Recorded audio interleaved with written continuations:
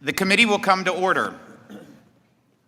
Let me begin first by wishing Representative Pascarell, who's missing with us today, a very speedy recovery from his hospital stay. We're definitely looking forward to seeing his face, his comments, and have him back in the chair up here. From the start of this Congress, this committee has made regular Americans, those folks that for too long have largely been invisible and ignored by Washington. Our top priority, this includes children who are growing up in difficult circumstances without the resources and care that they need. Today we are considering two bills to provide real help to these vulnerable children and their families. We have before us a reauthorization and reform of our nation's child welfare program, as well as legislation to ensure states can continue to collect child support on behalf of millions of families across the country. The bipartisan Protecting America's Children by Strengthening Families Act, introduced by Work and Welfare Subcommittee Chairman LaHood and Ranking Member Davis, will reauthorize and reform child welfare programs under Title 4B of the Social Security Act. Authorization for these programs expired in fiscal year 2021, and there have been no serious reforms since 2008. It is the responsibility of this committee to ensure funding is authorized. The bill is the product of this committee's top-to-bottom review of the child welfare system over the last year. The Ways and Means Committee has held more hearings on the topic this Congress than the last 8 years combined. We have traveled outside the halls of Congress to Chicago and Arizona to hear directly from Americans about their ideas to improve child welfare. We know that children do best when they can stay with their families, and this legislation will increase community-based support to ensure that happens. This reauthorization is focused on the challenges that states are facing and to support family reunification, prevent child abuse and neglect, and promote successful and lasting adoptions. We are cutting red tape that stands in the way of keeping families together and supporting the safety and well-being of children in foster care. The bill is really an entire committee effort. Representatives LaHood, Davis, Smith, Winstrup, Smucker, Hearn, Miller, Fitzpatrick, Stube, Tenney, Blakemore, Still, Feenstra, Carey, Larson, Chu, Gwen Moore, Kildee, and Panetta all introduced solutions that are included in this legislation. It's a long list, but it shows this committee's commitment and long-standing history of bipartisan policy to protect children. I represent one of the poorest congressional districts in the country.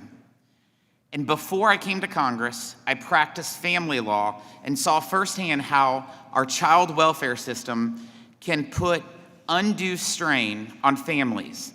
That is why I particularly appreciate the opportunity to have worked with Representative Gwen Moore in introducing legislation introduced in this bill that prevents child services from taking children away from their families simply because they live in poverty.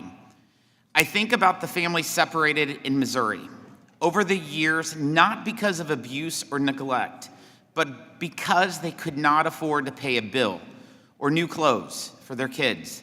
It's not right, and this bill will correct that. Instead of punishing poverty, this policy helps families struggling financially with one-time material needs that might prevent a child from being removed from their family. This is a common-sense policy for children and taxpayers. The priority should always be that children are in loving and safe homes, and that is what this legislation emphasizes. In the same vein of helping parents, we are also taking up the bipartisan Strengthening State and Tribal Child Support Enforcement Act, introduced by Representative Hearn, LaHood, Schweikert, Smucker, Gwen Moore, and Del Bene. The IRS recently adopted a new rule that will take effect in October, prohibiting states and by extension, tribes, from using contractors to collect child support payments. The program in question, the Child Support Enforcement, is one of our most cost-effective ways we help families get the support they need. For every dollar spent, nearly $5 is collected by families. Nearly 13 million families, representing 18% of all children in the United States, benefit. Without this legislation, IRS rulemaking will force taxpayers to needlessly spend hundreds of millions of dollars more to hire new people to do the same job already done by contractors. The worst outcome would be borne by families. Millions of parents could stop receiving the needed child support to provide for their kids. That's millions of parents who would further struggle to feed, clothe, and shelter their children. Additionally, this legislation extends the same fairness and treatment to tribal child support agencies as currently experienced by states. Tribal agencies would have access to the necessary tax information with the same privacy safeguards to collect child support on behalf of their families.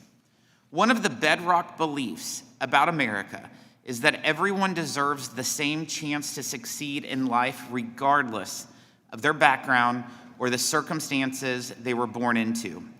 I know many members of this committee are living proof of that core principle. The policies we are considering today take us a step closer toward making that promise true for millions of kids across the country. I'm now pleased to recognize the acting ranking member, Ms. Chu. Thank you, Mr. Chair. Before I begin, I want to take a moment to acknowledge that today marks the 235th anniversary of the Ways and Means Committee founding. We're old. Although much has changed in the country throughout the past 235 years, this committee has continued to fulfill our legislative mandate and to do the hard work of serving the American people. Today, we are doing the work of the people as it's intended to be done. After careful consideration over many months, negotiating in good faith from the beginning, and with the best interests of the people front and center, that's how legislating is supposed to happen. But once this passes out of our committee today, it cannot join the growing legislative graveyard that our colleagues have allowed to amass. The children of our nation are depending on us, and I'm calling for swift action to get these bills into law. Helping families and children thrive is a goal that transcends political party, and we know that sometimes it's the helping hand that makes all the difference. Late last month, we heard firsthand about how to better safeguard our nation's youth and strengthen their familial ties. Those lived experiences are so critical to putting forward comprehensive policy solutions. The first bill under consideration today, H.R. 7906, would amend Section 6103 of the Internal Revenue Code to bring parity to tribal and state child support service agencies and ensure that these agencies are able to continue their work collecting child support obligations. I thank Representatives Gwen Moore and Del Benny, as well as Representative Hearn, for their leadership on this bill. As a co-sponsor of this bill, I know that child support service agencies around the country, including in LA County, are counting on us to get this passed into law quickly so they can continue their vital work. The second bill under consideration, H.R. 9076, would reauthorize Title 4B of the Social Security Act for the next 5 years, provide additional funding, and make much needed updates to these programs that are so critical to supporting children and families. This bill is a major step forward and is only possible thanks to the deep collaboration of so many of our members. Our Worker and Family Support Subcommittee ranking member, Danny Davis, has worked with his counterpart, Chairman LaHood, to lead legislation to deepen the relationship between foster children and their incarcerated parents, because we know how important strong parent-child relations are to future success. Social Security Subcommittee ranking member John Larson has introduced legislation with Representative Carey to expand the use of child welfare funds for family resource centers.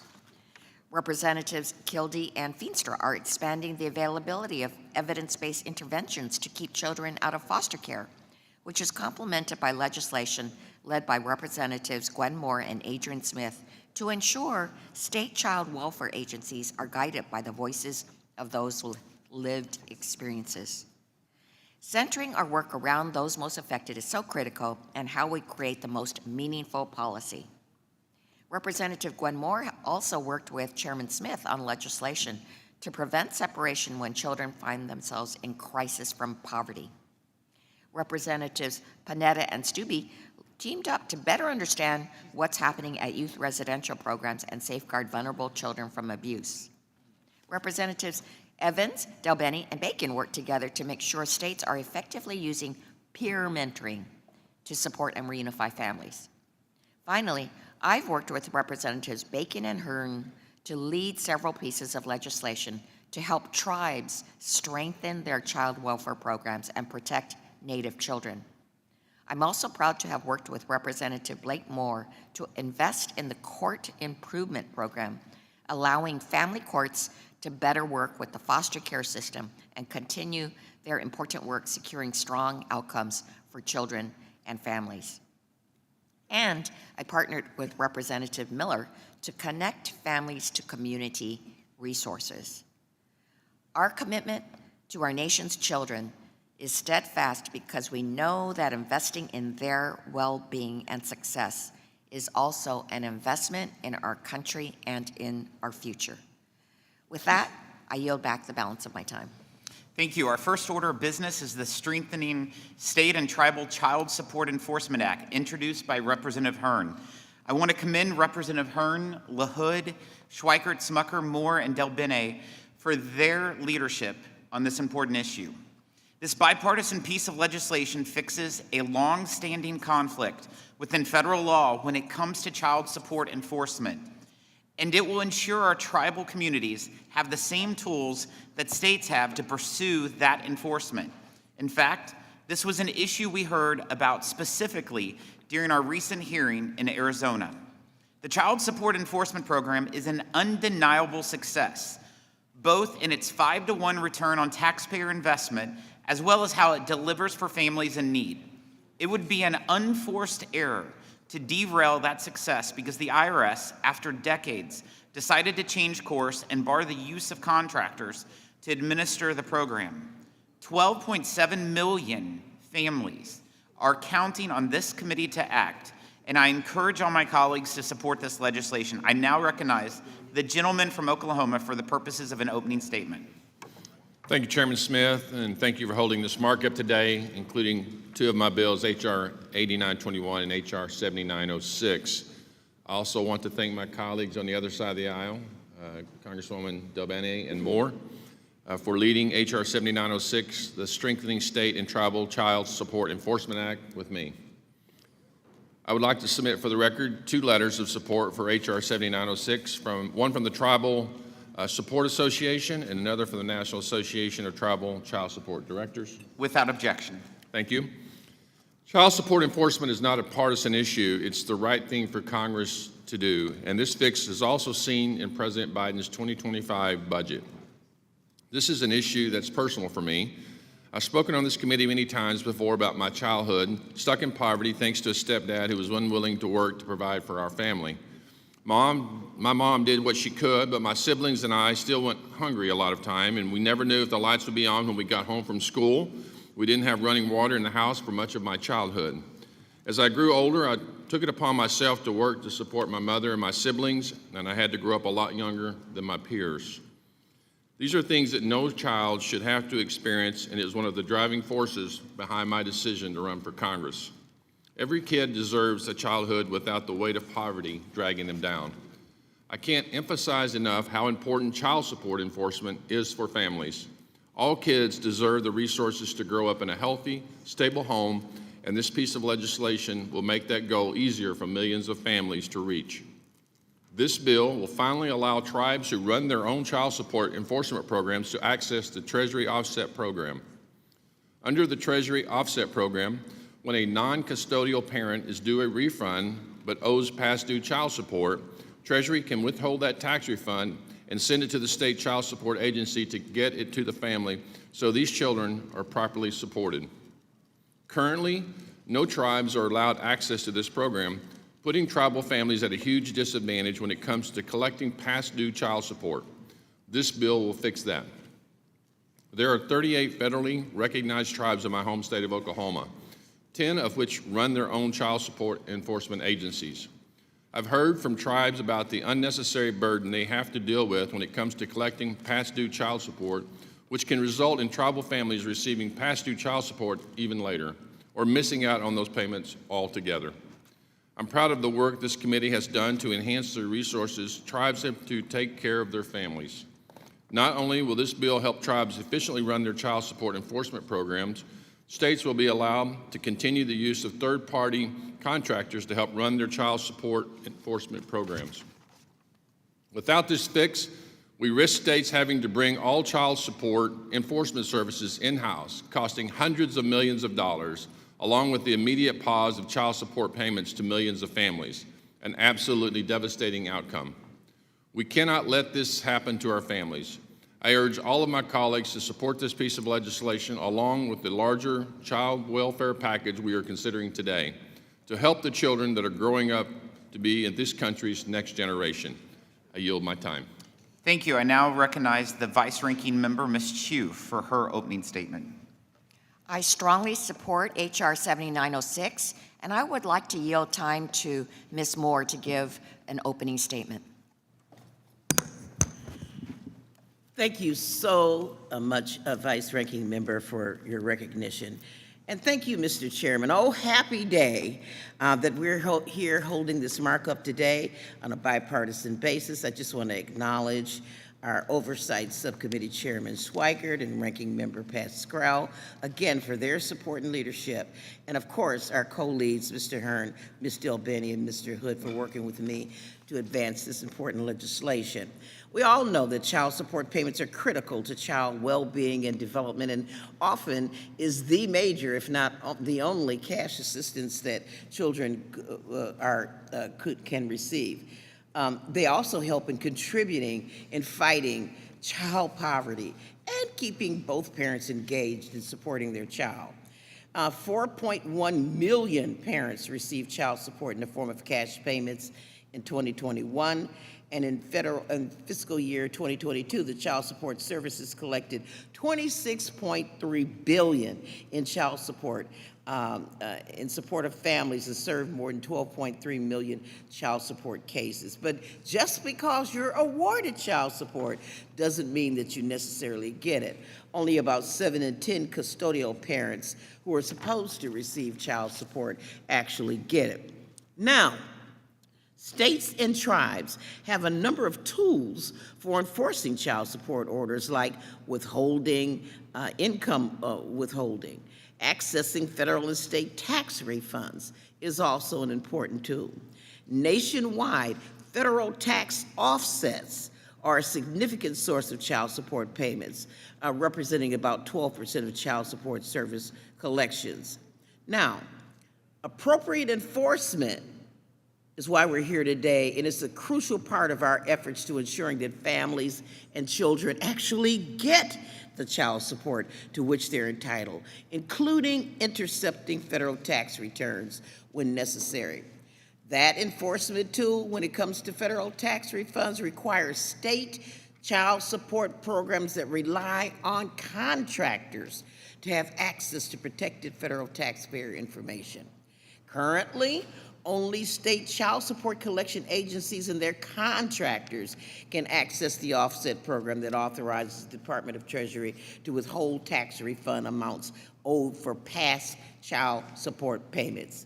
Tribes were excluded, even though 61 out of the 574 federally recognized tribes run a child support program. And over time, there have been a number of attempted workarounds for tribes so that their members could get the support that they're entitled to through tax-free refunds. For example, tribes could rely on states in which tribes were located to garnish tax refunds on their behalf.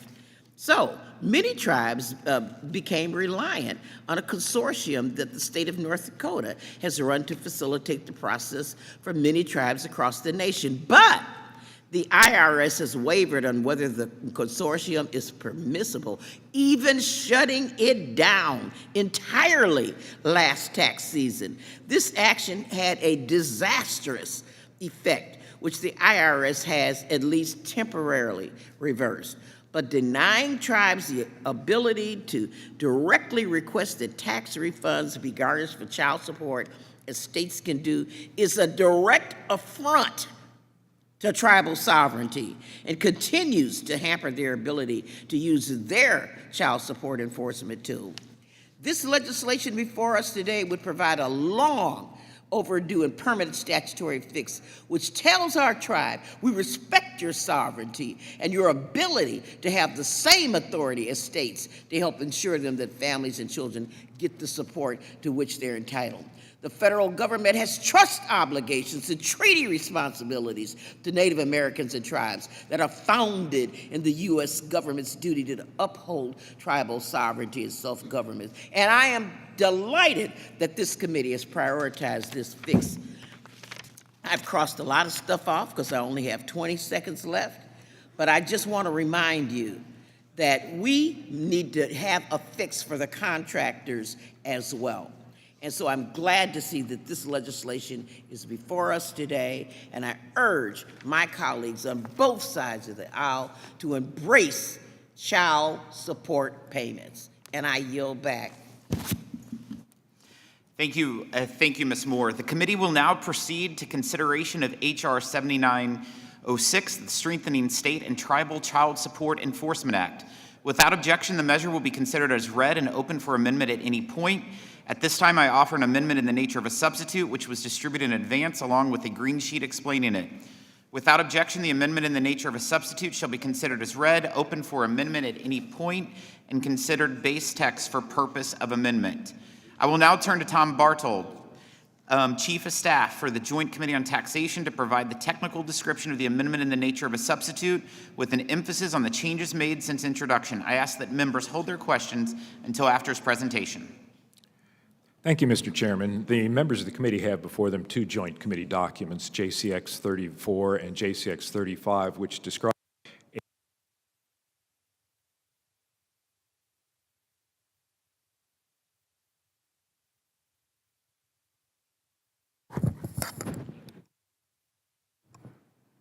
Is this live? Okay, I'm sorry about that. Which describe H.R. 7906 and the chairman's amendment, the nature of a substitute. By way of quick background, Internal Revenue Code Section 6103 protects taxpayer information, and information may only be disclosed if expressly granted under the code. Under Section 6103, disclosures of certain taxpayer information are permitted to federal, state, and local child support enforcement agencies with respect to obligations for taxpayers owing. And taxpayer may be redisclosed by those agencies, a very limited subset, to their contractors that they may employ. State child support agencies may also request offsets of federal tax refunds under Section 6402, as has been noted by committee members. Tribal child support agencies do not have authority to receive confidential return information. Sometimes tribal agencies act in the role of contractors with states, which means they're further limited. Under the proposal, as amended by the chairman's amendment, federal, state, and local agencies can share all the information with which they are currently permitted to receive with contractors, and it permits tribes to request offsets of federal tax refunds. Further permits tribal agencies acting under grants under Section 455F of the Social Security Act access to the tax return information. And the chairman's amendment in the nature of a substitute makes clear that obligations enforced by tribal child support agencies are included in the definition of child support obligations for these purposes. and it safeguards the taxpayer information that is being disclosed by requiring the return or the destruction of that information after its use. This legislation would be effective on the date of enactment, and we have estimated that it would have a negligible effect on federal revenues. That concludes my brief description. Be happy to answer any questions that the members might have. Thank you. Are there any technical questions about the amendment in the nature of a substitute? Seeing none, does anyone wish to strike the last word? Mr. LaHood. Thank you, Mr. Chairman, and I want to thank you for your leadership and advocacy for this bill. I'm proud to join Representatives Hearn, Schweikert, Smucker, Del Bene, and Gwen Moore in introducing the Strengthening State and Tribal Support Enforcement Act. In November, the Work and Welfare and Oversight Subcommittees held a bipartisan hearing to better understand how a decades-old conflict between the Social Security Act and the Internal Revenue Code threatens disruption of child support payments to millions of families. A key tool used to collect past due child support is the IRS Treasury Offset Program. This program allows states to collect past due obligations from federal tax returns of non-custodial parents. Last year, 5% or $1.5 billion was collected for families through this program. Currently, the Social Security Act allows states to use contractors to perform different child support enforcement functions, and 42 states take advantage of this flexibility. Conversely, the IRS generally limits contractors' access to the Treasury Offset Program to protect the privacy of federal taxpayer information. For decades, the IRS looked the other way at this disconnect, acknowledging that legislation was needed to harmonize these statutes. In February 2023, the IRS issued communication to all states that beginning October 1st of 2024, the agency will no longer permit states to use contractors to access the Treasury's offset program, and states will now be required to submit mitigation plans. Absent a legislative change, states and the federal government face hundreds of millions in new costs, and millions of families could lose vital child support payments. In fact, the CBO, the Congressional Budget Office, estimates savings for this bill, which averts the IRS deadline at $777 million over the next 10 years. In fact, the Strengthening State and Tribal Child Support Enforcement Act will formally authorize state use of contractors while maintaining protections on the privacy of federal taxpayer information, which is vitally important. This bill will also authorize tribal access, providing much-needed parity for tribal enforcement agencies. This legislation prioritizes maintaining the strong privacy and security protocols states and their contractors already have in place to protect the personally identifiable information of custodial and non-custodial parents. I want to thank Representative Hearn for his leadership on this bill. This legislation garnered endorsement from state and tribal organizations across the country, including 26 governors. Mr. Chairman, I would ask unanimous consent to submit for the record a letter that I have here that we received yesterday from the National Governors Association endorsing this legislation, including my home state of Illinois. I urge my colleagues to support H.R. 7906, and I yield back. Without objection. Does anyone wish to strike the last word? Mr. Thompson. Thank you, Mr. Chairman. And thank you very much for bringing both these bills up today. I think every member says that every time they're recognized to speak, but it really is important to say it today because the work that we're doing today on behalf of kids is what makes us all proud to be on this committee. And I want to thank you for your personal commitment to this effort. This is an important piece of legislation, and any time that we can empower tribes to do work such as this, it benefits everyone. I remember when I was in the state legislature, I carried legislation to partnership with the U.S. government police entities and the tribal police entities, and it so improved things on the reservation. Indian country was better for it. And the people that live there were too. And this is an example of doing the same thing. So I want to commend everyone who's worked so hard on this, and I urge an aye vote. Yield back. Mr. Smucker is recognized to strike the last word. Thank you, Mr. Chairman. Still am a proud co-sponsor of Congressman Hearn's bill, and I appreciate his leadership on this, the Strengthening the Child Support Enforcement Program for States and Tribes Acts. For me, this is important for a number of reasons, but my state, my district would be affected by IRS decision to not allow the utilization of contractors to support their child welfare programs. I represent Lancaster and York counties in Pennsylvania. Both counties would see an impact. 13,000 families in Lancaster County rely on their child support programs payments that are that they receive through this program. The county collects $2.5 million in child support payments through the program. York County serves more than 10,000 families, and in last year collected more than $1 million in child support payments through the IRS interception program. Statewide in Pennsylvania, the system is largely operated and maintained by contractors. $36 million in child support payments across Pennsylvania.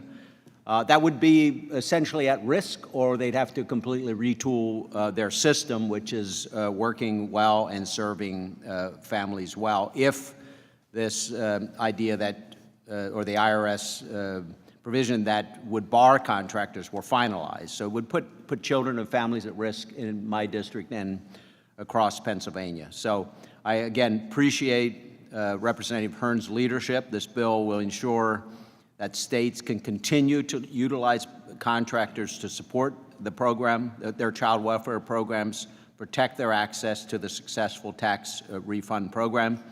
I strongly support this bill, urge my colleagues to vote yes. Thank you, Mr. Chairman. I yield back. Thank you. Mr. Blumenauer.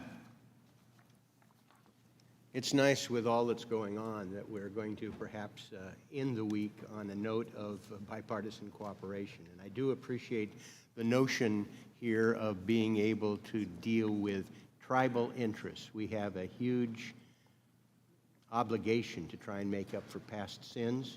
This is a small step towards helping them, and I think it's the least we can do, and I'm happy to support it. Thank you, Ms. Del Bene. Thank you, Mr. Chairman. And thanks so much to my partners in this legislation, Representative Moore, Hearn, Smucker, LaHood, and Schweikert, and to the many other members and stakeholders for their tireless work to improve tribal and state child support systems. Today, federal, state, and local child support enforcement agencies receive certain federal tax data to administer their child support programs. However, current law precludes tribal child support enforcement agencies from receiving the same information, preventing them from effectively administering child support. We have a responsibility to ensure children from tribal families receive equitable treatment. Our bill would ensure that tribal agencies and contractors have the same access to federal tax data as federal, state, and local agencies, so that these families are better served. This bill would also ensure contractors only receive the necessary federal tax data to establish and collect child support obligations. If enacted, this bill would save American taxpayers more than $770 million by providing parity to tribes and expanding the federal tax data that is redisclosed to contractors. I urge my colleagues to vote in favor of the Strengthening State and Tribal Child Support Enforcement Act to ensure that children are better served and all child support programs across the country receive access to the critical tools and information they need to collect child support for families. Thank you, and I yield back. Thank you. Ms. Sewell is recognized to strike the last word. I just want to add my voice to the chorus that this is an important piece of legislation. I want to commend both Republicans and Democrats for their efforts. I think that children on tribal lands should be treated equitably like other children throughout the United States. And so I look forward to supporting this bill, and I yield back the balance of my time. Ms. Moore is recognized to strike the last word. Thank you so much, Mr. Chairman. I just want to associate myself with everything that everyone has said. I just want to make a couple of points that have been made, but I want to lift them up and elucidate them.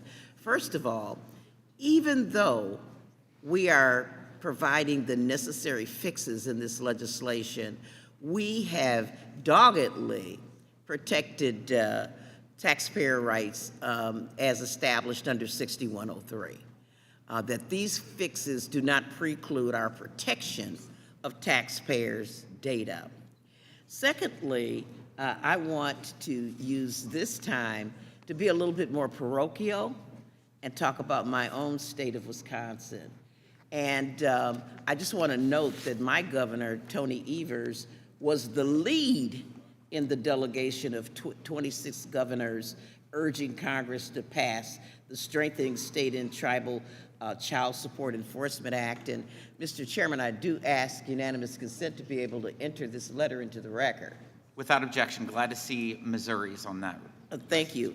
And my last point is that even though many tribes may choose to use state authorities to collect child support, in my state, we have 11 nations, and 9 of them do their own child support collections. And so I think it's safe to say that my state wants to put the extra effort into exerting their tribal sovereignty. And that being said, this legislation would address that need for them to be able to take full responsibility for their people, including their children. Often, we sit here in all committees, all on the floor, in every committee complaining about bureaucratic red tape. We should never let bureaucratic red tape keep our children from getting the resources that they need to eat and have housing and transportation. It is just disgraceful. And so it's not a day too soon, Mr. Chairman, that we're taking this legislation up. And look I'm about to yield back 2.5 minutes. Look how good I am. That's amazing. Thank you. Are there any additional members that wish to strike the last word? Seeing none, we will move to amendments. Are there any amendments? If there are no amendments, the question is on the adoption of the amendment in the nature of a substitute. All those in favor signify by saying aye. Aye. Those opposed say no. In the opinion of the chair, the ayes have it, and the amendment in the nature of a substitute is agreed to. I will now recognize Mr. Buchanan for the purpose of offering a motion. Mr. Chairman, I move the committee favorably report H.R. 7906 as amended to the House of Representatives. The question is on the motion to favorably report H.R. 7906 as amended to the House of Representatives. The clerk will call the roll. Mr. Buchanan. Yes. Mr. Buchanan, yes. Mr. Smith of Nebraska. Yes. Mr. Smith of Nebraska, yes. Mr. Kelly. Mr. Kelly, yes. Mr. Schweikert. Yes. Mr. Schweikert, yes. Mr. LaHood. Mr. LaHood, yes. Dr. Winstrup. Dr. Winstrup, yes. Mr. Arrington. Dr. Ferguson. Yes. Dr. Ferguson, yes. Mr. Estes. Mr. Smucker. Mr. Smucker, yes. Mr. Hearn. Mr. Hearn, yes. Mrs. Miller. Mrs. Miller, yes. Dr. Murphy. Yes. Dr. Murphy, yes. Mr. Kustoff. Yes. Mr. Kustoff, yes. Mr. Fitzpatrick. Yes. Mr. Fitzpatrick, yes. Mr. Stubbe. Mr. Stubbe, yes. Ms. Tinney. Ms. Tinney, yes. Mrs. Fishbach. Mrs. Fishbach, yes. Mr. Moore. Mr. Moore, yes. Mrs. Steele. Mrs. Steele, yes. Ms. Van Dyne. Ms. Van Dyne, yes. Mr. Feenstra. Mr. Feenstra, yes. Ms. Maliotakis. Ms. Maliotakis, yes. Mr. Carey. Mr. Carey, yes. Mr. Neal. Mr. Doggett. Mr. Thompson. Mr. Thompson, yes. Mr. Larson. Mr. Blumenauer. Mr. Blumenauer, yes. Mr. Pascrell. Mr. Davis. Mr. Davis, yes. Ms. Sanchez. Ms. Sanchez, yes. Ms. Sewell. Ms. Sewell, yes. Ms. Delbene. Ms. Delbene, yes. Ms. Chu. Ms. Chu, yes. Ms. Moore. Ms. Moore, yes. Mr. Kildee. Mr. Kildee, yes. Mr. Byer. Mr. Byer, yes. Mr. Evans. Mr. Schneider. Mr. Schneider, yes. Mr. Panetta. Mr. Panetta, yes. Mr. Gomez. Mr. Gomez, yes.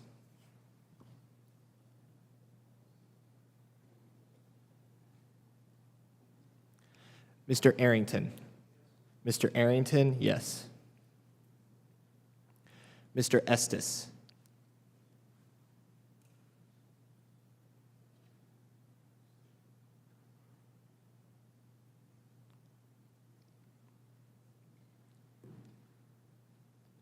Mr. Neal. Mr. Doggett.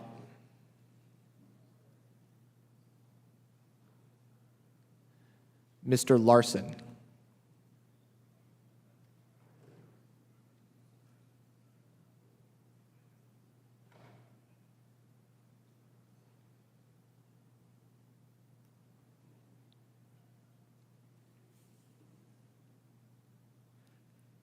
Chairman Smith? Yes. Chairman Smith, yes.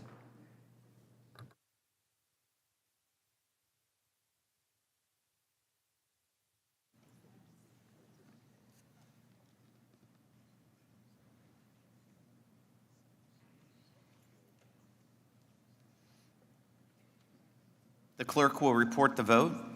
There are 37 yeses and 0 noes. There being 37 yeses and 0 noes, the motion is agreed to and H.R. 7906 as amended is ordered favorably reported to the House.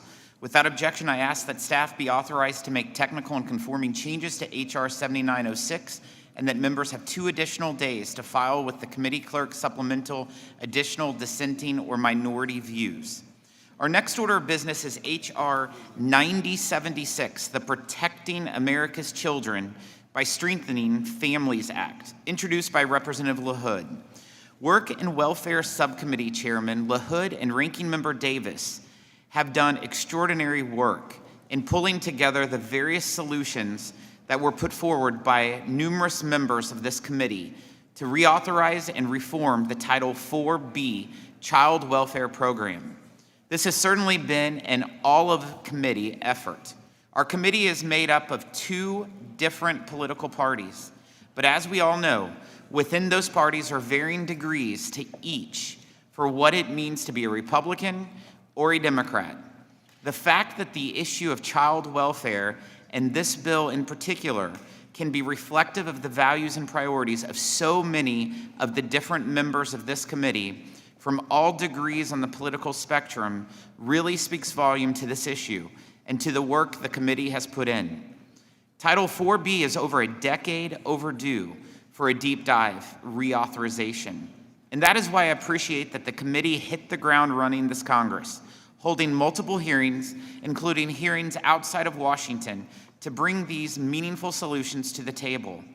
The foundation of these reforms is the idea that we should do everything we can to keep families together, to lessen the likelihood of children experiencing trauma and limit the time spent in the foster care system.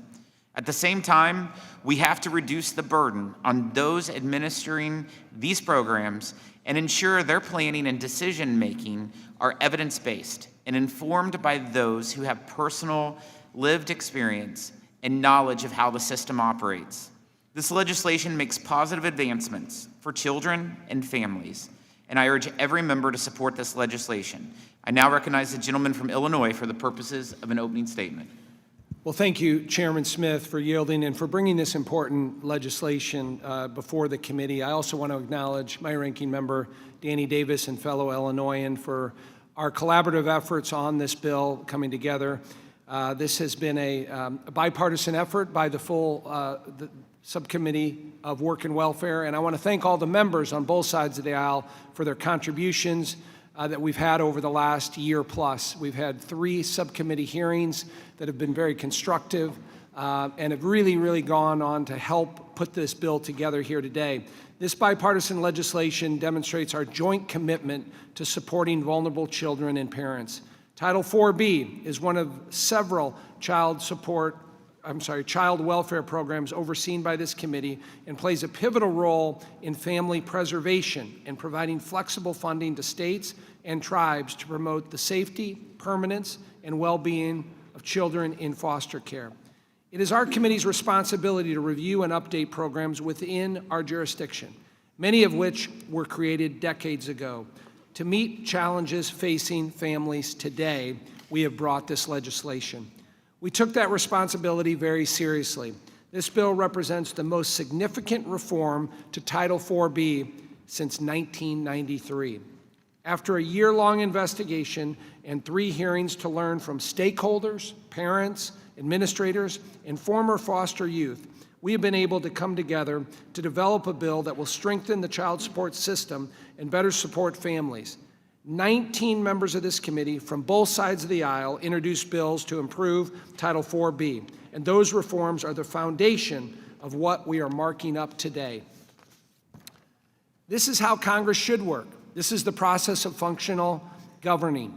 Good governance means ensuring government programs are meeting today's needs and that we are maximizing the impact of taxpayer dollars, figuring out how we make programs more efficient, more effective, and more accountable.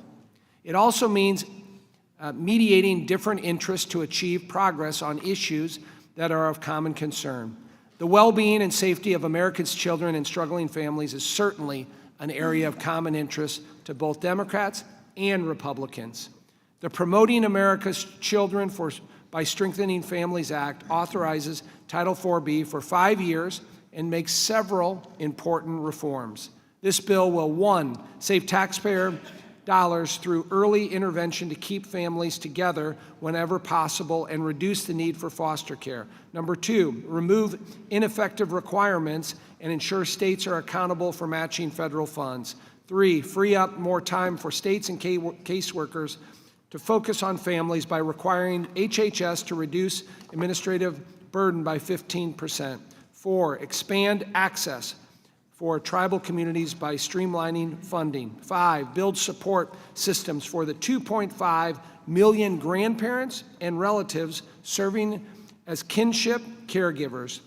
And 6, strengthen post-adoption services to ensure children waiting for adoption find stable, loving homes. I am particularly thankful to my ranking member, Danny Davis, for highlighting the unique challenges faced by children in foster care with incarcerated parents.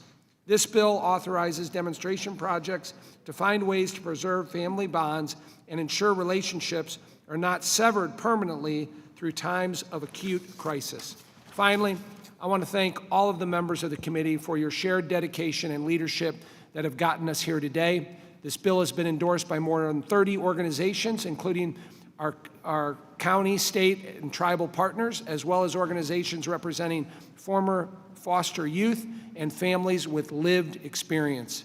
We have a unique opportunity to reauthorize Title 4B program today while maintaining the flexibility that states rely on. Again, I thank all of my colleagues for their efforts and work on this. I urge my colleagues to support H.R. 9076, and I yield back. I recognize the ranking member from Massachusetts, Mr. Neal, for his opening statement. Thank you, Chairman. I want to yield my time to an individual who's had a distinguished career in this very realm of expertise. Mr. Davis from Illinois. Thank you, Mr. Neal. Thank you, Mr. Chairman. I'm delighted that we're here today to advance this important bipartisan step forward for our most vulnerable children and families.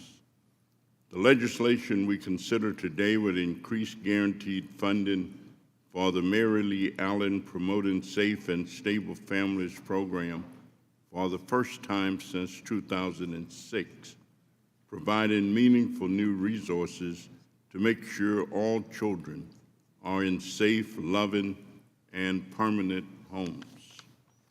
I want to thank Chairman LaHood for his hard work and willingness to work with all of us on this bill, which includes good ideas from members on both sides of the aisle and from the experts who work with us to prioritize child well-being in our work.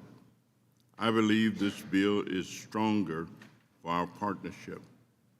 Frederick Douglass once said, and I quote, "It is easier to build strong children than to repair broken men," end of quote. Today we reauthorize and improve Title 4B of the Social Security Act, a law that presents a good example of Douglass's charge.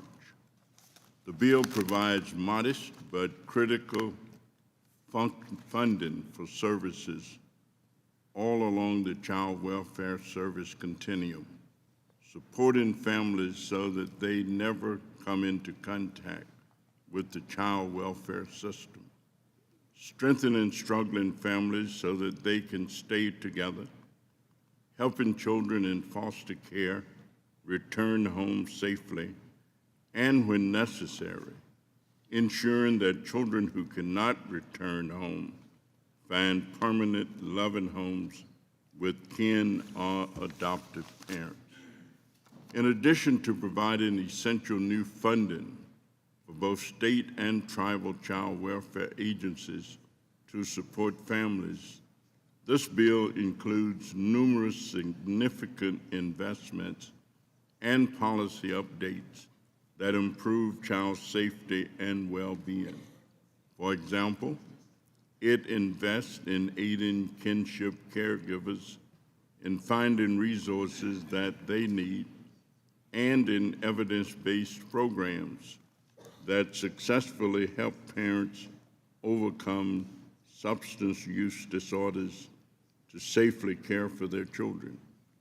It increases funding for tribal child welfare programs while respecting tribal sovereignty and improving state compliance with the Indian Child Welfare Act.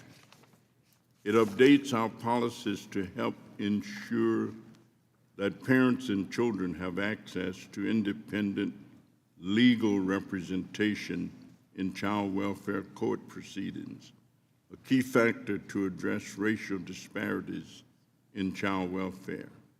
This bill also provides for new demonstration projects to promote meaningful relationships between foster youth and their incarcerated parents. I have personally witnessed the power of these relationships to change lives for both children and parents. And again, I want to thank Chairman LaHood and my colleagues for working with me to take this giant step towards helping these families. Chair Smith, Chair LaHood, Ranking Member Neal, and colleagues, we still have a lot of work to do for vulnerable children, but this bill is a real step forward. Both the substance of the bill and the true collaboration that led to it provide a solid foundation for all the work ahead of us. So I thank all of us for this partnership. And I want to thank our hardworking staff, Myrna, Kim, Cheryl, Bill, and Greg. It is an eye-opening, trend-setting approach to child welfare. Thank you, Mr. Chairman, and I yield back. Thank you, Mr. Davis. The committee will now proceed to consideration of H.R. 9076, the Protecting America's Children by Strengthening Families Act. Without objection, the measure will be considered as read and open for amendment at any point. At this time, I offer an amendment in the nature of a substitute, which was distributed in advance along with a green sheet explaining it. Without objection, the amendment in the nature of a substitute shall be considered as read, open for amendment at any point, and considered base text for purpose of amendment. I will now turn to Cheryl Vincent, Staff Director of the Subcommittee on Work and Welfare, to provide the technical description of the amendment in the nature of a substitute with an emphasis on the changes made since introduction. I ask that members hold their questions until after her presentation. Thank you, Chairman Smith and Ranking Member Neal. H.R. 9076, the Protecting America's Children by Strengthening Families Act, reauthorizes Subpart 1 and Subpart 2 of Title 4B of the Social Security Act for 5 years and makes a number of reforms to the program. H.R. 9076 extends the Court Improvement Program to support state courts and child welfare legal proceedings. It extends grants under the Regional Partnership Grant Program to address parental substance use disorder as cause of child removal. The bill also makes several changes to state plan requirements, provides additional flexibility in allowable uses of funds, as well as authorizing kinship navigator grants and demonstration grants to strengthen relationships between foster children and their incarcerated parents. Finally, the bill includes reforms to streamline access to Title IV-B funds for tribes and improve compliance with the Indian Child Welfare Act. As reflected on the green sheet, the chairman's amendment in the nature of a substitute modifies H.R. 9076 as introduced. On page 4, line 22, by inserting subject to participant consent after remotely. On page 27, line 24, strikes experts and inserts individuals. On page 3, line 21, strikes the and inserts lived. On page 57, line 25, inserts foster care after youth. These changes are consistent with the intent of the provisions to correct references and make conforming changes. Mr. Chairman, that completes my walkthrough. I'm happy to answer technical questions. Thank you. Are there any technical questions about the amendment in the nature of a substitute? Mr. Schweikert. Thank you, Mr. Chairman. Ms. Vincent, can you first walk me through on the spending on this program? What's our division between what is in the mandatory category and what is in discretionary? Subpart 1 of Title 4B is authorized at a discretionary level of $325 million. Subpart 2 of Title 4B has 2 funding streams, a mandatory funding stream authorized at $345 million and a discretionary funding stream authorized at $200 million. So, Ms. Vincent, the majority of this program is actually within the mandatory category. It's about half and half, totaling both Subpart 1 and Subpart 2. Okay. When someone like Chairman LaHood is actually trying to, and the folks who care about this program, we're trying to modernize it. Doesn't having it in a mandatory block actually make it a little trickier in trying to redirect and modernize some of the way this is designed? We had, Chairman LaHood had a hearing in our subcommittee on work and welfare where this was discussed in terms of the establishment of the Subpart 1 in 1935 and Subpart 2 in 1993, in which case there's 2 funding streams that are jointly and concurrently funding a number of activities in a way that is more of a layered-on approach as opposed to a comprehensive look. We looked at that in terms of how to simplify and modernize the program, but you're correct, there is some fragmentation with regard to mandatory and discretionary funds across the 2 subparts. All right, thank you, Ms. Vincent. At some point, Mr. Chairman and Ranking Member, sort of understanding some of these programs that we've locked in some of the mechanisms because that's how it's attached in the mandatory, in some ways actually makes it more difficult to sort of modernize and sort of get things to line up. And so in a future, it may be worth starting to understand what's in our jurisdiction that is actually in mandatory. And this goes back to 1993, why it's that way, and would we actually design it that way today? With that, yield back. Thank you. Additional technical questions? Seeing none, we'll move to strike the last word. Dr. Winstrup's recognized to strike the last word. Thank you, Mr. Chairman. I move to strike the last word. I want to thank you and Ranking Member Neal for holding this markup today. Title IV-B funding is a vital resource for states to use to promote the safety and permanence of children in foster care, which is so vitally important and lends to stability. As we look to reauthorize the program, I think it's important that we continue to learn from programs that have found success. And I'm glad to see that this bipartisan package includes support for early intervention to help qualified families stay united. It also includes provisions that reduce administrative burden, expands evidence-based services to prevent neglect and abuse, provides support for kinship care, and includes the Foster Care Adoption Oversight and Support Act. It's legislation that I was pleased to introduce with my colleague, Representative Smucker. This section would support post-adoption services by directing the Secretary of Health and Human Services to provide Congress with a report on the effectiveness of post-adoption services and resources provided to families, and to identify gaps in accessible services, inform strategic investments, and improve outcomes for adopted children and their families. I think we can learn a lot from that. According to the Administration for Children and Families, for every child adopted from foster care in 2022, 2 children remained in care awaiting adoption. We should do all we can to understand how and best to direct our resources to foster children and their adoptive parents, to improve outcomes that put adopted children and their families on a path to lifelong success. So I'm proud of my colleagues on this committee who have worked in a bipartisan manner to make tremendous progress on not only reauthorizing Title IV-B, but improving it as we go. So I thank you, and I urge my colleagues to support this bill, and I yield back. Thank you. Ms. Sanchez is recognized to strike the last word.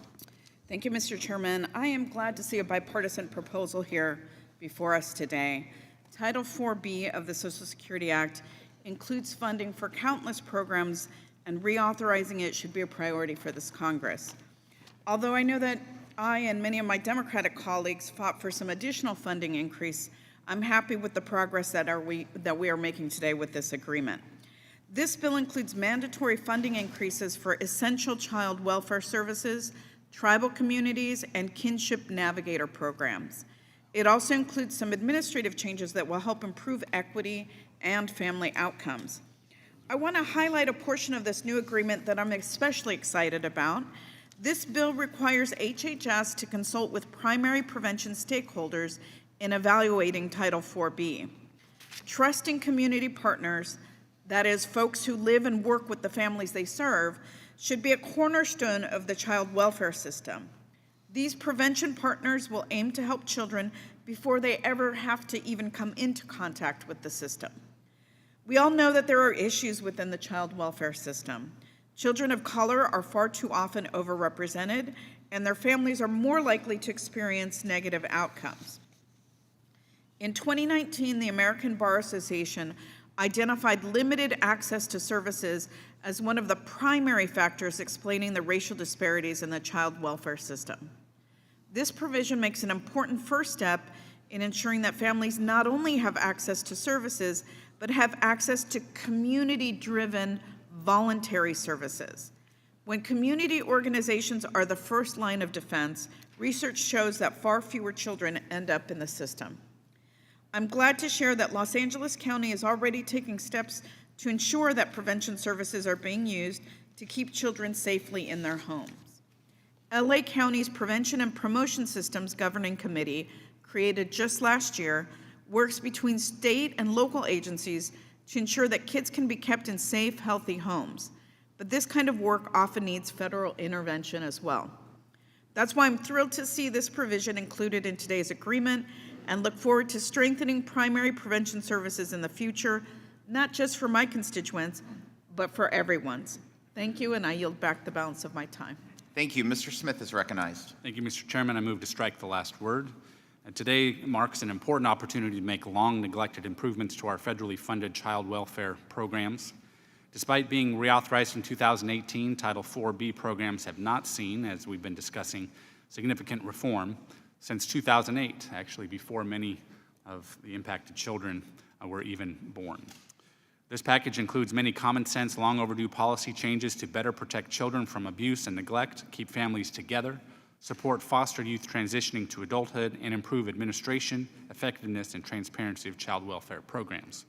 Included in this package is my bill, H.R. 8815, the Youth and Family Engagement and Child Welfare Act, which I introduced with Representative Gwen Moore. This bill directs states to incorporate the input of those with lived experience when developing child welfare state plans. Welcoming and applying the insight of those who have been impacted firsthand by the foster care system is not only useful to improve outcomes, I would say it's also necessary.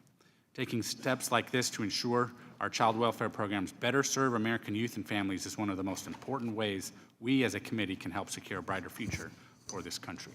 I urge my colleagues to support this important legislation and I yield back the balance of my time. Ms. Sewell is recognized. Thank you, Mr. Chairman. I move to strike the last word. I am pleased that this committee has taken the steps to update and reauthorize Title IV-B, given how critical it is to various state grant programs for foster youth across Alabama. It is reassuring that this legislation will lay the groundwork for transformative dollars to be placed in the hands of organizations that seek to reunify families in Alabama, particularly those families with a member who is incarcerated. I want to applaud the work of Representative Davis and LaHood in introducing this legislation. I fully support it and ask my colleagues to do the same. I yield back the balance of my time.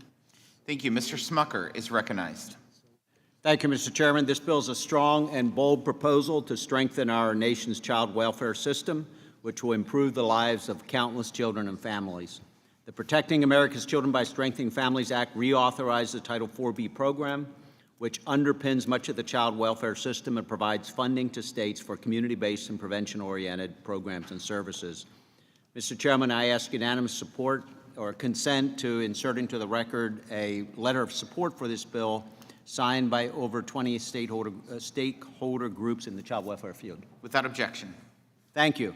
I just want to mention 4 policies that I've advocated for this Congress, which were included in the package. First, the bill ensures that Title IV-B dollars can be used to support kinship families, transition-age youth, and peer support programs.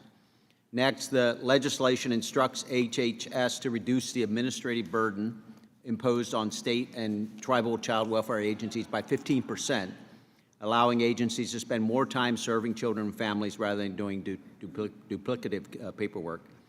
Our bill additionally allows federal funds provided by the monthly caseworker visit program to be used to reduce caseworker caseloads, incentivize the recruitment and training of caseworkers, and support caseworker coaching programs.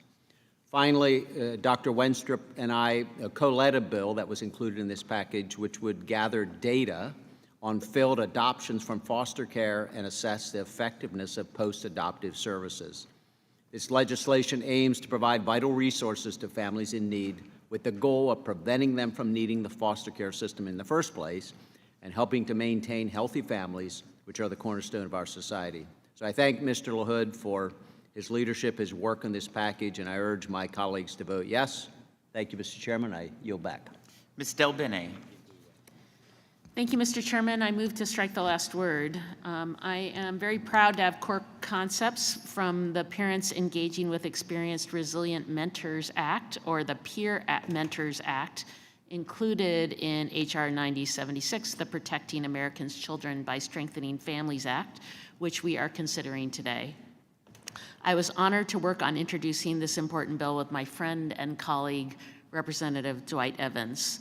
This language promotes the use of programs with peer mentors with relevant lived experience or interactions with the child welfare system to support families receiving services across the continuum of child welfare services. With this legislation, parents can be empowered to best meet the needs of their children through the mentorship of a peer parent with direct lived experiences successfully navigating the respective portion of the child welfare system that a parent is engaged with. I urge my colleagues to support this legislation, and I yield back. Thank you. Ms. Miller is recognized to strike the last word. Thank you, Chairman Smith and Ranking Member Neal. I move to strike the last word. As a mother and a grandmother, I am very pleased our committee is reauthorizing Title IV-B and modernizing its programs to better serve the children in the American welfare system. I am also very pleased that the Child Welfare Reauthorization Bill in front of us today includes language from two of my bills, the Court Improvement Program Enhancement Act and the Helping Hands for Families Act.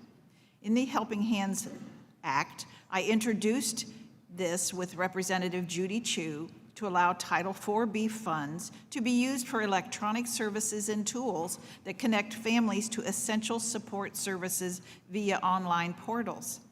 In rural states like mine, providing more flexibility in how Title IV-B services are administered is essential to the success of our most vulnerable families.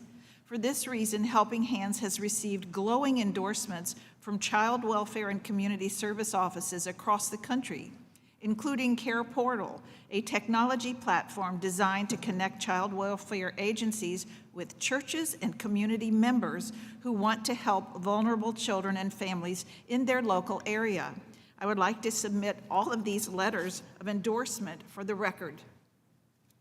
I, along with Representative Blake Moore and Judy Chu, representatives, also introduced the Court Improvement Program Enhancement Act.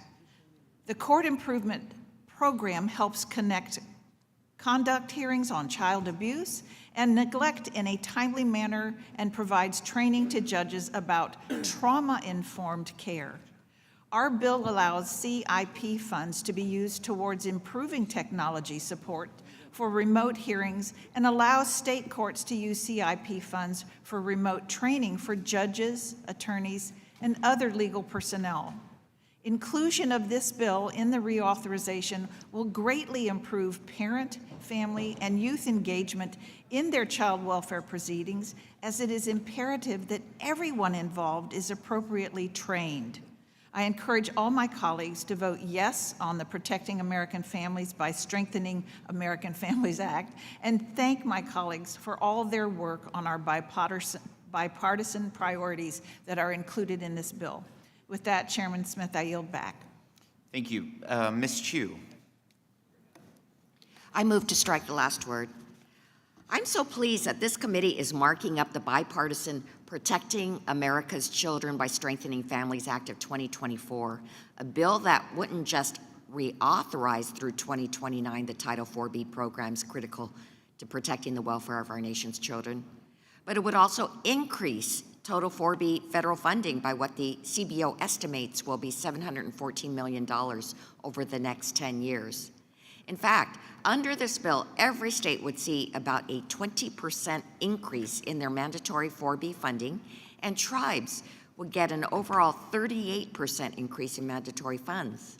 This bill would also make a number of targeted funding increases and common sense policy reforms to address ongoing challenges in the child welfare system and help ensure states, local governments, and tribes can best meet the needs of children and families. And I am proud that several of my bipartisan bills have been included in this reauthorization package.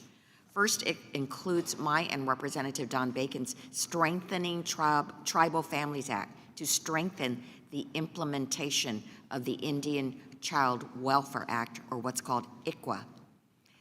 ICWA is a very important law that passed 4 decades ago, requiring that Native children entering the foster care system be placed first with extended family, and if not available, then within the tribe. This was done so that they would not lose their identity and culture. However, despite ICWA's passage over 4 decades ago, states vary widely in their ICWA implementation plans, and we still have very little data about how these plans are working. This bill would help bridge that data gap and provide technical assistance to states to ensure that they have what they need to implement ICWA and ensure better outcomes for tribal children. And to further support Native children, this package includes Representative Kevin Hearns and my bill, the Tribal Child Welfare Support Act, which would increase the level of Title IV-B funding that is set aside for tribal child welfare services. Additionally, the bill would allow tribes to receive these funds directly from the federal government, improving efficiency and decreasing the administrative burden on states. This package also includes the Helping Hands for Families Act, a bill I co-lead with Representative Carol Miller. This bill would make a common sense change to allow states to use Title IV-B Part 2 funding to support online portals that help connect families with organizations, resources, and services in their communities. I have seen the success of similar supportive social network pilot programs in my district and across Los Angeles County, and this bill would expand those efforts nationwide and ensure that all families have online access to the support needed to thrive. Just so children and families have benefited from these online support networks, we also know they've benefited from the ability during the COVID-19 pandemic to participate remotely in court proceedings and legal issues involving vulnerable children, which is why I'm so glad that Representative Blake Moore's and my Court Improvement Program Enhancement Act is also included in this package. Our bill would reauthorize and enhance Title IV-B's Court Improvement Program, including by providing continued flexibility for virtual child welfare court proceedings. It would also provide $10 million increase for the Court Improvement Program to bolster its strong track record of helping resolve legal cases involving vulnerable children and their families in a timely and effective manner and enhance child welfare outcomes. I'm grateful for the inclusion of these measures in today's package. And finally, I'm encouraged that this package provides a modest $6 million increase for states to increase the retention, recruitment, training, and safety of caseworkers. Caseworkers are critical for ensuring good outcomes for children and families, but far too many state and county child welfare agencies around the country are severely short-staffed and struggle to maintain a robust and stable workforce. While this increase is very welcome, I will continue to advocate for my bill, the Promoting a Strong Child Welfare Workforce Act, which would have provided $40 million increase for caseworker recruitment, retention, training, and safety. This package will make a positive difference in the lives of children. I urge my colleagues to vote yes, and I yield back. Thank you. Mr. Moore is recognized. I move to strike the last word. Thank you, Chairman Smith, for holding today's markup, and to my colleagues on both sides of the aisle for working on this child welfare package in a truly bipartisan way, and to the staff that poured so much time and effort into this. Sincere thank you. I'm especially thankful to Representatives Miller and Chu for working together to introduce the Court Improvement Enhancement Act to allow states to use court improvement program funds to make technological improvements and allow child welfare hearings to continue in the event of public health crises, natural disasters, cyber attacks, and so on. I'm excited that this bill is included in Section 4 of today's Protecting America's Children by Strengthening Families Act. In addition to my bill, this bill makes other meaningful changes to improve the Title IV-B program, including reducing the administrative burden placed on states. When Utah's Department of Health and Human Services Executive Director, Tracy Gruber, testified before this committee, she emphasized that reducing administrative burdens will help states improve outcomes for children, and I am happy that her recommendations are reflected in this bill. And thank you again to Mr. Chairman for holding this markup. I look forward to voting in support of this passage. I also wanted to acknowledge the late Jackie Leworski, who cared so much about these issues. I think we're honoring her today by coming together and making sure that we see this through and in a timely fashion, as it's so important to get done before this fall. I yield back the remainder of my time. Ms. Moore is recognized to strike the last word.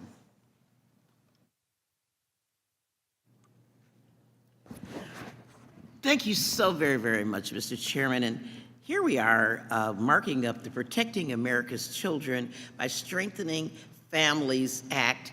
And I am so 100% supportive of this, but I am not surprised given the comedy of the chairman, Mr. LaHood, and the ranking member, Dr. Danny Davis. They work together like hand in glove, and so it's not surprising that we're here today. I also want to thank all of our colleagues from both sides of the aisle for working to help put this important package together. I do want to lift up the chairman of the entire committee, Chairman Jason Smith, and of course, Representative Adrian Smith, the Smith boys, for working with me to get some of our shared priorities included in the bill. As previously mentioned, this is the first major increase in 4B funding in nearly 2 decades. And I'm encouraged by this investment, and I'm excited to build on the foundation that we're setting here today. As chair of the bipartisan Congressional Caucus on Foster Youth, I am grateful to see that many priorities of our caucus were included in this package, including strengthening the Indian Child Welfare Act and giving a larger platform to kinship caregiving. The members of the Foster Youth Caucus have been working incredibly hard this Congress to raise awareness and remedy issues surrounding the foster care system. And I'm proud to see some of their initiatives included in this package. You know, after all, these foster youth are our future workforce. They're not disposable youth, they are indispensable. And I believe that this package will serve as a foundation for us to further improve our child welfare system. You know, I've long been an advocate for improving access to preventive and concrete support services, and we're making strides toward improving access to these services. And I hope to work with my colleagues on the Ways and Means Committee to study the effect that concrete supports have on preventing a family separation. I just want to, in particular, lift up a bill by Chairman Adrian Smith, Representative Adrian Smith, in making sure that states consult folks with lived experience with regard to putting together their state plans, requiring them to publish a report on, with regard to that input. I have found it to be so fundamental to getting it right. And in addition, we've started a conversation around defining child neglect. My bill, the Poverty is Not a Child Neglect Act, would prevent children from being removed from their homes just based on poverty. And that is so important, and I just want to lift up and acknowledge Chairman Jason Smith for our bill, Preventing the Child Welfare Injury Caused by Poverty Act, by allowing for non-recurring short-term benefits for poverty-related hardships, such as housing insecurity, transportation insecurity, and food assistance. And it's not within our jurisdiction here in this committee to redefine what constitutes neglect, but I am sure that in the CAPTA reauthorization, our voices will be at the table. Chairman Smith and I introduced this bill, and that it's going to require states to identify policies that they have in place that prevent separation just solely based on poverty. Redefining child neglect is essential to the work that we're doing here today, and I hope that my colleagues will join in that after we've concluded today's markup. Lastly, I'm excited to build upon past legislative successes we've had in improving educational opportunities for foster youth. Improving this coordination between state agencies charged with overseeing foster care and agencies with authority over K-12 education remains a top priority for me. Implementing ways we can support foster youth within our educational system is essential for preparing them for healthy, successful, and independent lives. I'm looking forward to the work that we are going to do after we finish today. And with that, Mr. Chairman, thank you, and I yield back. Thank you, Mr. Feenstra. Thank you, Mr. Chair. In 2018, Congress passed the Families First Prevention Services Act, one of the largest child welfare reforms in our society in history. The bill represented a shift in how we approach child welfare, recognizing that children do best when they grow up in their own families and their own communities. We started to focus more on helping strengthen families by responding to the root causes that were splitting them up and leaving children in foster care. This bill is going to help children and families across the country. It's going to reduce administrative burden, support the recruitment of desperately needed caseworkers, strengthen support of grandparents and relatives who are providing care for children who would otherwise be in foster care. It helps kids transition out of foster care and supports adoption. It also includes my legislation, Strengthening Evidence-Based Prevention Services Act, which I was proud to introduce last month alongside Congressman Kildee. This bill supports the prevention services that keeps kids out of foster care. It provides grants so that these prevention programs can be studied and ultimately receive federal funding. I will be proud to vote yes in favor of this bill, and I thank the committee for all its work on putting this bill forward. Thank you, and I yield back. Thank you, Mr. Kildee. Thank you, Mr. Chairman. I move to strike the last word, and I want to express my gratitude to Mr. Feenstra for the work that we've done together on this legislation and the whole committee. Before coming to Congress a long time ago, my first career was in the child welfare system. I was a member of the staff of the Whaley Children's Center in Flint, which is focused on doing really important work to support the most at-risk, the most often damaged kids in our society, and particularly a significant focus on the condition of life for foster children. My time in that agency helped shape my priorities in life, and so as I do prepare to leave Congress, I do have gratitude to the committee that we're going to be able to take this important step. For me, it's in some ways a full circle moment, and I'm really pleased that the committee and hopefully the entire Congress will move forward on these important improvements. As others have said, we could do a lot more, but this is an important first step. The Protecting America's Children by Strengthening Families Act will make really important progress delivering on the goal of investing new money in critical foster care related services funded under Title 4B, an increase that we, as has been said, we have not seen in a number of years. I'm pleased, as I said, that this legislation includes the legislation that Mr. Feenstra and I have been working on, the Strengthening Evidence-Based Prevention Services Act, to reduce the number of kids that are in foster care and keep them in their families where we can. Back in 2018, the committee spearheaded efforts to get the Family First Prevention Services Act signed into law, which fundamentally reoriented our child welfare system to prioritize keeping children safely in their homes whenever that is possible. It did that by providing funding to states to offer prevention services that can give families the help, the support they need to keep them together. The lack of funding for research and evaluation, however, has limited the number of services that qualify for federal funding. So our bill, the Strengthening Evidence-Based Prevention Services Act, would expand access to critical child welfare services in my home state and all across the country by creating a new grant program to fill the research needs and evaluation gaps that will help grow the number of services states can receive federal funding to support and to deliver in our communities. So thank you again, Mr. Feenstra, for being such a good partner in all of this work. I also do want to highlight the inclusion of the Strengthening Tribal Families Act. Ms. Chu and others have worked on this for more than 40 years. Since 40 years ago when Congress passed the Indian Child Welfare Act, there's been a lot more work that we need to do to ensure better outcomes for Native children. This important bill will take a big step forward in supporting the foster care system and keeping those children within their tribal community whenever possible. And just as a point of personal privilege, it's important to me that we're taking a step in helping our tribal communities. One of my closest friends in life was a gentleman by the name of Larry Rosenthal.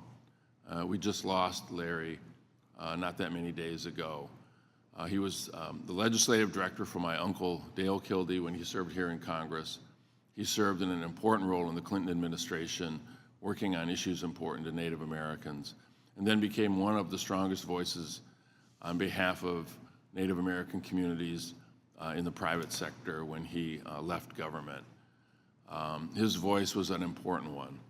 And so I do feel, again, as I'm preparing to leave Congress, I'm moved by the fact that we're able to take a step forward on issues that are important to Native Americans, and I do that knowing that I learned a lot, I gained a lot of wisdom and motivation to work on issues that are important in Indian country, because there was a guy in my life who was one of my closest friends who made it his life work, his passion, to do what he can to advance the interests of the First Americans. His name was Larry Rosenthal. We are going to miss him. Some of you, I'm sure, came across him during your work here. And I just wanted to take note that some of the work we're doing here is in part because people like Larry were so passionate about this issue. Thank you, Mr. Chairman, and I yield back. Thank you, Mr. Carey. Thank you, Mr. Chairman. I move to strike the last word. I would like to submit for the record a letter from my colleague, Mr. Larson. I'm glad to see that Rep. Larson and I's Promoting Community-Based Prevention Services Act are included in this bill. Reauthorization of Title IV-B is long overdue, and I would urge my colleagues to vote yes. Without objection, submitted. Mr. Byer. Thank you, Mr. Chairman. I move to strike the last word. And Mr. Chairman and former Chairman and Ranking Member Neal, I would just like to thank you very much for my favorite Ways and Means meeting of the last couple of years. It is not easy to bring together people from such a wide ideological range to consensus on all these important issues. And I know many people on this committee have worked very hard to have the variety of bills that have been merged into these two bills that look like they'll pass on a unanimous basis. I very much appreciate how hard people have worked to do this together. It's obvious it should fly through the House floor. It was much more likely to pass the Senate, be signed by this president. And I just want to thank you for your leadership. I yield back. Mr. Panetta. Thank you, Mr. Chairman. I move to strike the last word. And I appreciate this committee and obviously my colleagues for their leadership on this bill that would be very impactful for the 19th Congressional District in California, as well as most of that great state. See, in California, we have over 60,000 children in the foster system. That's more than one of every 15 in the United States. And according to the U.S. Department of Health and Human Services, in 2021, 490,000 children in California received monthly caseworker visits. That's why I'm proud that this bill would significantly increase funding to our critical foster programs. The Protecting America's Children by Strengthening Families Act reauthorizes Title IV-B of the Social Security Act to increase funding for child welfare caseworkers by $6 million a year, and to increase funding by 1/3 for the Court Improvement Program to help the child welfare system coordinate with family courts. Now, unfortunately, the longer that a child spends in foster care without stable placement, the worse their outcomes. In California, almost half of the children who spend more than 24 months in the program will experience 3 foster placements. Still, more children will end up in a group setting like the ones we heard about in last month's hearing, places that can be rife with abuse and neglect. That's why I'm proud and thankful to our committee that this bill includes the Promoting Accountability, Reporting, Information Sharing, and Health Act, legislation that I was proud to introduce with Representative Stubbe that would require better reporting for state foster systems so that we can do a better job to protect the welfare of our children. I thank the committee and Representative Stubbe and their work and for their partnership, and I urge all of my colleagues on this committee to support this bill. Thank you, Mr. Chairman. I yield back. Thank you. Are there additional members that wish to strike the last word? Seeing none, we'll move to amendments. Are there any amendments to the amendment in the nature of a substitute? Seeing no amendments, the question is on the adoption of the amendment in the nature of a substitute. Yeah. All those in favor signify by saying aye. Those opposed say no. In the opinion of the chair, the ayes have it, and the amendment in the nature of a substitute is agreed to. I will now recognize Mr. Buchanan for the purpose of offering a motion. Mr. Chairman, I move the committee favorably report H.R. 9076 as amended to the House of Representatives. The question is on the motion to favorably report H.R. 9076 as amended to the House of Representatives. The clerk will call the roll. Mr. Buchanan. Yes. Mr. Buchanan, yes. Mr. Smith of Nebraska. Mr. Smith of Nebraska, yes. Mr. Kelly. Mr. Kelly, yes. Mr. Schweikert. Mr. LaHood. Mr. LaHood, yes. Dr. Winstrup. Dr. Winstrup, yes. Mr. Arrington. Dr. Ferguson. Dr. Ferguson, yes. Mr. Estes. Mr. Estes, yes. Mr. Smucker. Mr. Smucker, yes.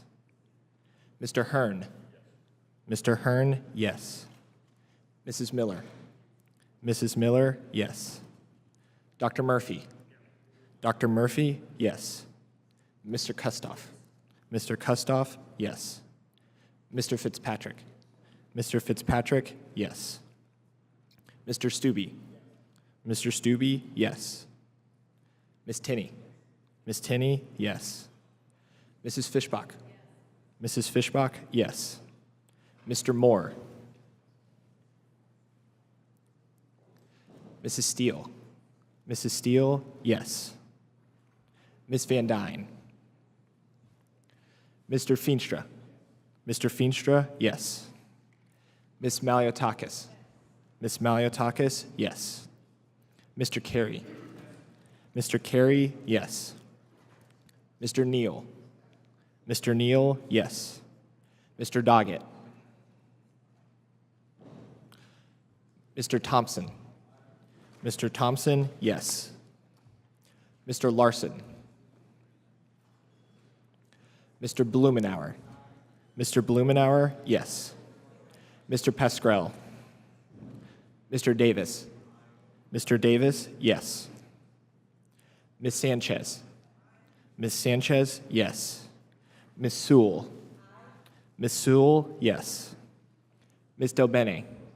Ms. Delbene, yes. Ms. Chu. Ms. Chu, yes. Ms. Moore. Ms. Moore, yes. Mr. Kildee. Mr. Kildee, yes. Mr. Byer. Mr. Byer, yes. Mr. Evans. Mr. Schneider. Mr. Panetta. Mr. Panetta, yes. Mr. Gomez. Mr. Gomez, yes. Mr. Schweikert. Mr. Schweikert, yes. Mr. Arrington. Mr. Arrington, yes.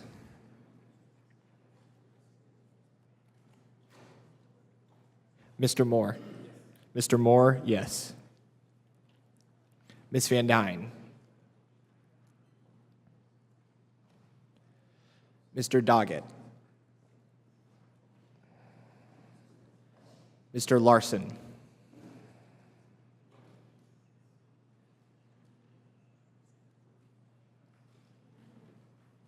Mr. Schneider. Mr. Schneider, yes. Chairman Smith? Yes. Chairman Smith, yes.